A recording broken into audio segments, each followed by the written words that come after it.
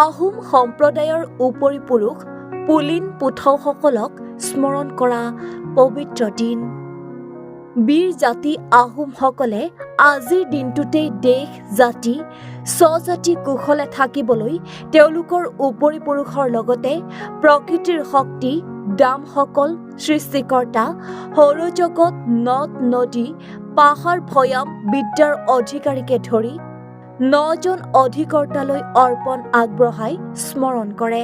লগতে অপশক্তি ৰাখিন বাখিন আঁতৰিবলৈ অৰ্পণ কৰা হয় বিভিন্ন নবৈদ্যৰ লগতে পৰম্পৰাগত পনীয় লোকলাও। ৰাজ্যৰ ভিন্ন প্ৰান্তৰ লগতে আমগুৰিৰ চামগুৰি ব্ৰঘুতলতো টাই আহোম ছাত্ৰ সন্থা, টাই আহোম যুৱ পৰিষদ আৰু চামগুৰি ঘোঁৰালুং সংঘৰ উদ্যোগত অঞ্চলটোৰ আহোম সম্প্ৰদায়ৰ লোকসকলে উদযাপন কৰিছে মেডাম মেফিৰ। সমূহ অসমবাসীলৈ মেডাম মেফিৰ শুভেচ্ছা জ্ঞাপন কৰিলোঁ।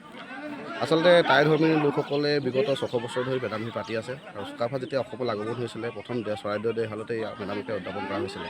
আৰু আমি আচলতে মেডাম মেফি বাৰ্তাটো আমি এনেধৰণে ভাবোঁ যে আচলতে প্ৰকৃতি উপাসনা দেৱতাক প্ৰকৃতিক পূজা কৰা হয়। আচলতে আমাৰ যি পৃথিৱীৰ আধ্যাত্মিক দিশ আছে মধ্যাকৰ্ষণ শক্তিৰ পৰা আদি কৰি জল দেৱতা বায়ু দেৱতা এইসকলক পূজা কৰা হয়। আৰু ঠিক তেনেদৰে আমিও প্ৰতি বছৰে এই আমগুৰি চামগুৰি ৰঘুতল মনোমণি ক্ষেত্ৰত প্ৰতি বছৰে এইবছৰ মেডাম মেফি উদযাপন কৰিছোঁ। আৰু বিশেষকৈ আমি এই টাই আহোম যুৱ পৰিষদ, টাই আহোম ছাত্ৰ সন্থা আৰু ঘোঁৰালুং সমাজৰ সকলোখিনি লগ লাগি আচলতে ইয়াত মেডাম মেফি উদযাপন কৰে। আচলতে মেডাম মেফি আমি ভাবোঁ যে দেশ স্বজাতি আৰু স্বদেশৰ মংগলৰ কাৰণে। আৰু আমাৰ আচলতে আহোমসকলে এটা ভাবিছিল যে তেখেতে নিজক ৰজা কেতিয়াও ভবা নাছিল। তেখেতে সদায় ভাবিছিল যে প্ৰজাসকল আমাতকৈ ডাঙৰ, তাতোতকৈ ডাঙৰ আমাৰ দেশখন। আচলতে এই দেশ আৰু প্ৰজাসকল সদায় উন্নয়ন হৈ থাকিবলৈ বা দীৰ্ঘায়ু কামনা কৰাৰ কাৰণে এই মেডাম মেফি পতা হয়। আৰু আমিও ঠিক তেনেধৰণে এই পৰম্পৰাৱলী পূৰ্বপুৰুষক পূজা কৰি পালন কৰি গৈছোঁ।